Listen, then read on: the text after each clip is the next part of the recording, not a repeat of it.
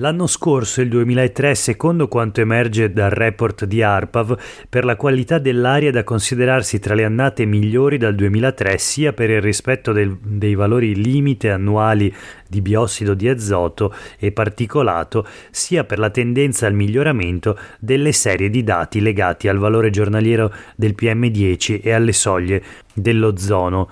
Ma quest'anno invece, in questi giorni, torna l'allarme smog. Da oggi 10 comuni passano al livello di allerta rosso. Le new entry sono Vicenza, Castelfranco, Mirano e Cittadella, prima in arancione, che si uniscono a Venezia, Verona, Treviso, San Donà di Piave, San Bonifacio e Chioggia. Significa che hanno superato per oltre 10 giorni consecutivi il limite giornaliero di PM10, pari a 50 microgrammi per metro cubo d'aria.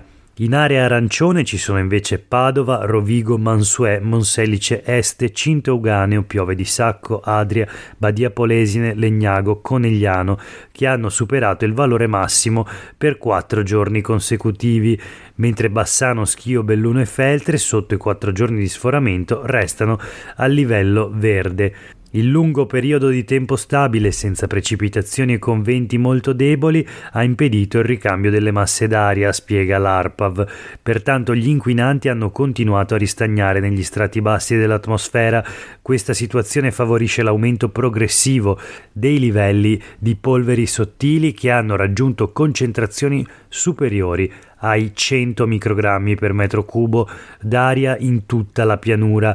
Anche nella fascia pedemontana sono stati misurati superamenti del valore limite giornaliero. Così l'ARPAV, ieri le principali centraline dei 7 capoluoghi misuravano 119 microgrammi a Verona e Rovigo, 113 a Venezia, 111 a Padova, 104 a Vicenza e 103 a Treviso. Come disposto da delibera regionale, nelle zone rosse e arancioni scattano le limitazioni al traffico per i mezzi più inquinanti. In area rossa benzina e diesel Euro 0, 1, 2, 3, 4 e 5, più moto Euro 0 e 1. In zona arancione Euro 2 a benzina e fino a Euro 4 e 5 a gasolio, più scooter e moto fino agli Euro 1.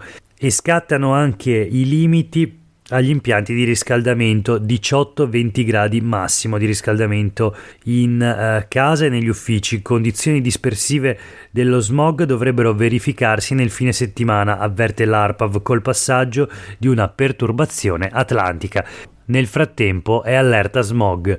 Questo è Sveglia Veneto, il primo podcast dedicato all'informazione vista da nord-est. Io sono Jack Calcetto, oggi è mercoledì 7 febbraio 2024. La prima notizia del giorno riguarda lo smog. In Veneto è allerta rossa. Abbiamo letto la prima colonna dell'articolo di prima pagina sul Corriere del Veneto di oggi. Un'emergenza che ritorna e l'ANCI, l'Associazione Nazionale dei Comuni Italiani, chiede l'intervento del governo. Conte, il presidente regionale dell'ANCI, dichiara: serve un piano di riforestazione urbana, ho chiesto un incontro con Pichetto Frattin. Parla anche Giacomo Possamai, sindaco di Vicenza del Partito Democratico. Noi sindaci facciamo la nostra parte ma non basta, la pianura padana è la più inquinata, deve intervenire anche l'Europa. Stefano Marcon dell'UPI, Unione Province Italiani, dichiara: le misure adottate dai comuni servono, su tutte la sostituzione delle caldaie e l'efficientamento delle scuole. Ma vediamo il punto. Sforato il limite da più di 10 giorni, da oggi sono in allerta rossa Vicenza, Castelfranco, Mirano, Cittadella, Venezia, Verona, Treviso, San Donà di Piave, San Bonifacio e Chioggia. Lo abbiamo già visto, hanno superato per 10 giorni la soglia limite. Ci sono poi i comuni in zona arancione che hanno superato il valore massimo per 4 giorni consecutivi: Padova, Rovigo, Mansuè, Monselice Este, Cinto Euganeo, Piove di Sacco, Adria, Badia Polesine, Legnago, Conegliano. E poi invece sotto i 4 giorni di sforamento dei 50 microgrammi per metro cubo d'aria, gli altri comuni, le altre zone monitorate dall'ARPAV sono a livello verde, quindi non sono soggette a limitazioni del traffico o del riscaldamento. Interessante vedere anche la classifica delle PM10 pubblicata in un grafico sempre dal Corriere del Veneto. i valori di ieri della concentrazione di microgrammi per metro cubo. Si vedono tutte le province venete, ad eccezione di Belluno che ha dati migliori, attestarsi attorno ai 120-105 microgrammi per metro cubo, un valore che è poco più della metà di quello che si registra ad esempio a Nuova Delhi in India o a Dhaka in Bangladesh e ancora ad Accra in Ghana. Un confronto davvero impressionante. E allo stesso modo impressionante è il contenuto dell'intervista al professor Rosario Marchese Ragona, direttore della clinica di otorinolaringoiatria dell'azienda ospedaliera di Padova, che ha coordinato lo studio pubblicato l'anno scorso sull'International Journal of Environmental Research, condotto insieme all'Università di Padova e all'Imperial College di Londra, che dimostra la correlazione tra smog e malattie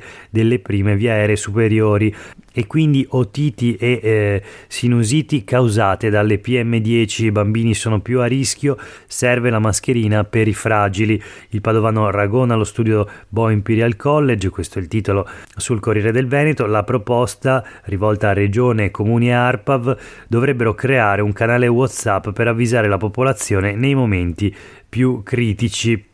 Questo appunto il quadro dell'allerta smog. Vediamo le risposte, i commenti da parte delle istituzioni e degli esperti. Allora, prima di tutto una dichiarazione in qualche modo autoassolutoria. Da noi 20 anni fa andava molto peggio, in arrivo il piano regionale dell'aria.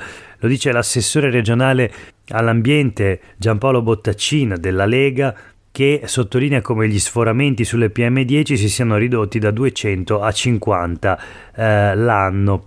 Quindi tutto bene? Non proprio. Il professor Tapparo dell'Università di Padova sottolinea che l'OMS fissa obiettivi che non raggiungeremo, e ancora Marchesi dell'ARPAV chiede una maggiore attenzione per il trasporto pubblico locale.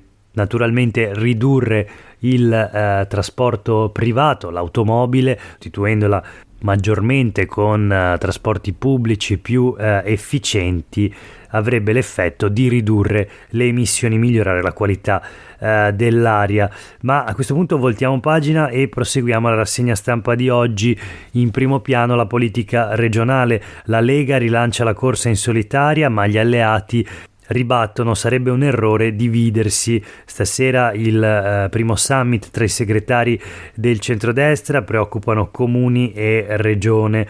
Nelle province di Padova, Verona e Belluno si vota a marzo, Vicenza, Treviso e Rovigo invece a settembre. Questo è il voto delle elezioni provinciali, invece elezioni di secondo livello a cui partecipano i consiglieri comunali e i sindaci.